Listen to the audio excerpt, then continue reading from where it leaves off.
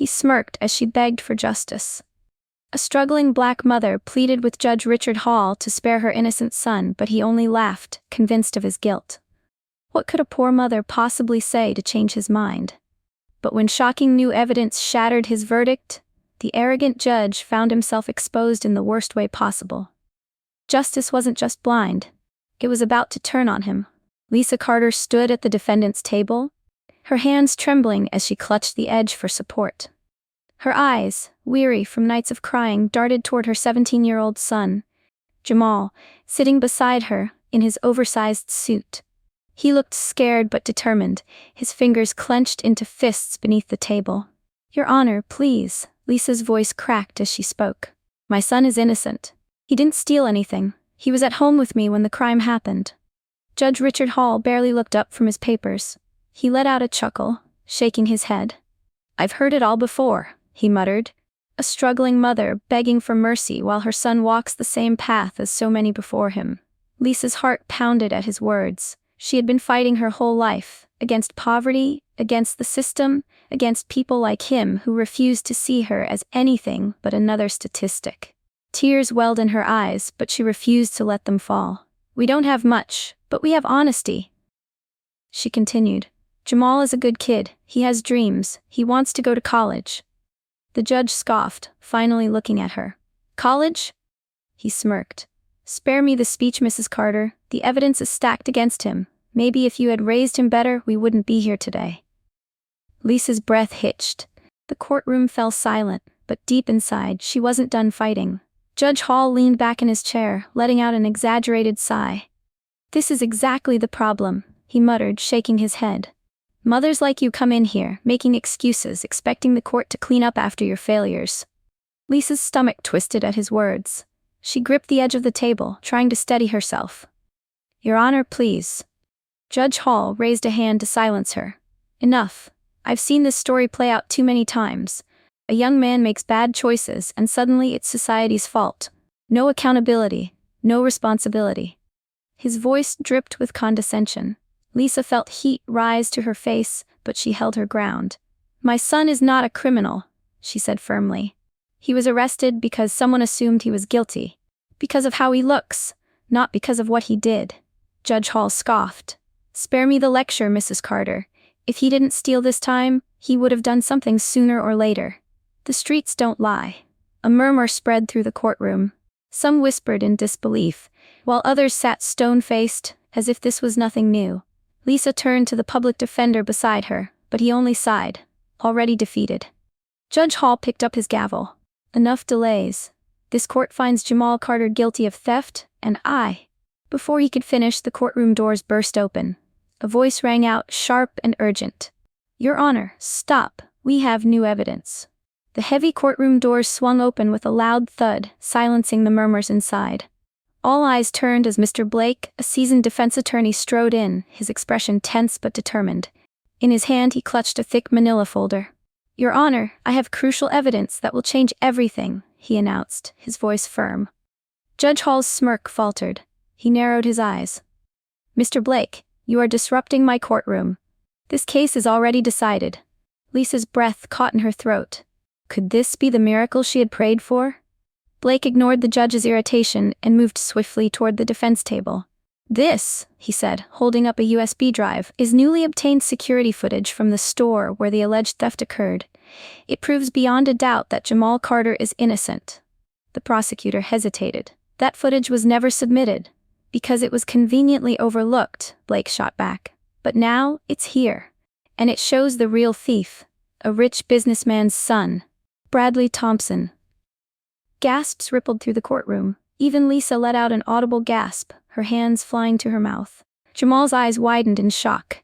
Judge Hall's smug expression vanished. His jaw tightened as he gestured to the bailiff. "Play the footage." The screen flickered to life, and as the images became clear, an uneasy silence settled over the room. The truth was undeniable. The real culprit had just been exposed. Judge Hall sat frozen, his face drained of color, as the courtroom watched the footage in stunned silence.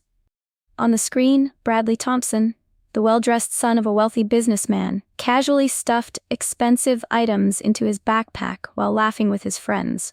Jamal was nowhere in sight. The judge's fingers trembled slightly as he adjusted his glasses. He cleared his throat, struggling to maintain his usual authority. "Well, this is unexpected," he stammered, shifting uncomfortably in his chair. "It seems there may have been an oversight." Lisa let out a shaky breath, tears streaming down her face. But they weren't just tears of relief, they were tears of rage, exhaustion, and the weight of years of injustice. She stood, her voice firm despite the lump in her throat. "An oversight," she repeated. "You were ready to ruin my son's life over a lie. You mocked me, humiliated me, all because you assumed we didn't deserve justice." The courtroom murmured in agreement. Judge Hall avoided her gaze, his once arrogant demeanor now replaced with discomfort. At that moment, Bradley's father, Charles Thompson, jumped up. "This is absurd," he barked. "My son would never."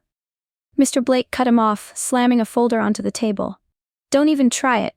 The evidence is here, and your money won't erase the truth." Judge Hall exhaled slowly, his voice quieter now. "We need to reevaluate this case." For the first time, he truly looked at Lisa and realized he had wronged her deeply. Judge Hall took a deep breath, his hands tightening around the gavel as if trying to steady himself. He glanced around the courtroom, at the shocked faces, the murmuring crowd, the flashing cameras already capturing his fall from grace. There was no way out of this. The truth was undeniable. He cleared his throat. "In light of the newly presented evidence, this court overturns the conviction of Jamal Carter. All charges are dismissed." His voice, once dripping with arrogance, now sounded hollow. Lisa let out a shaky gasp, her knees nearly buckling as Jamal turned to her, eyes wide with disbelief. "Mom, we won?" he whispered. She pulled him into a tight embrace, sobbing into his shoulder. But the moment was far from over. The bailiff moved toward Bradley Thompson, who sat frozen, his privileged world crumbling. His father, Charles, jumped up furious. "This is a mistake. My son doesn't belong in jail." Mr. Blake folded his arms. Neither did Jamal. As Bradley was escorted away in handcuffs, reporters swarmed the courtroom, microphones thrust forward. "Judge Hall, do you have anything to say about your clear bias in this case?" Another reporter added, "Your past rulings are under review. Are you worried about being removed from the bench?" Judge Hall had no response. His career, his reputation, all of it was crumbling. Meanwhile, Lisa and Jamal stepped out into the fresh air, walking past the cameras with their heads held high. Justice had finally been served. The scandal surrounding Judge Richard Hall spread like wildfire. News stations replayed the courtroom footage, social media exploded with outrage, and protesters gathered outside the courthouse, demanding justice for all the lives he had wrongfully judged. His past rulings were reopened for investigation, revealing a disturbing pattern of harsh sentences against minorities, while showing leniency toward the privileged. Days later, Judge Hall stood before cameras, his once commanding presence now diminished. "I deeply regret my actions," he said, his voice strained. "I allowed personal bias to cloud my judgment, and for that, I sincerely apologize." But the damage was done, his reputation was shattered, his career hanging by a thread. Meanwhile, Lisa Carter's story became a movement. Community leaders praised her strength, civil rights organizations reached out, and news outlets hailed her as a symbol of resilience and justice.